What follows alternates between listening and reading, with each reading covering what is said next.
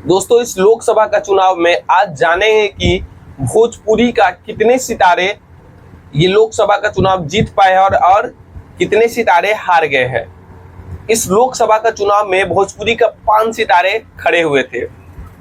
निरहुआ आजमगढ़ से, काराकाट से पवन सिंह, दिल्ली से थे के मनोज तिवारी और गोरखपुर से थे रवि किशन और नवादा से थे गुंजन सिंह। तो आइए हम जानते हैं एक एक के बारे में।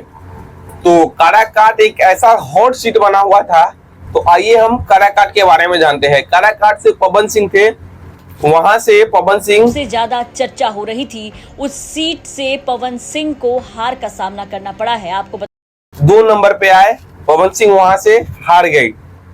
वहां से राजा राम कुशवाहा ने जीते, वहां से 70,000 वोट से।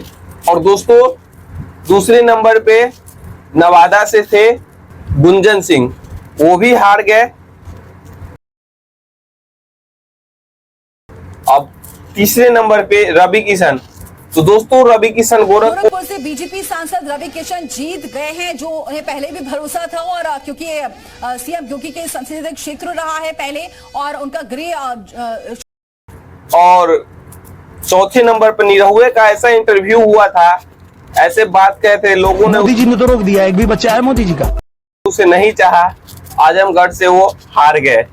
और दोस्तों, सबसे आश्चर्य वाली तो बात ये है कि मनोज तिवारी दिल्ली से 7 में 7 सीट उठा लिए, क्योंकि यहाँ से किसी को एक भी सीट नहीं मिला। मनोज तिवारी ने यहाँ से 7 का 7 सीट उठा लिया।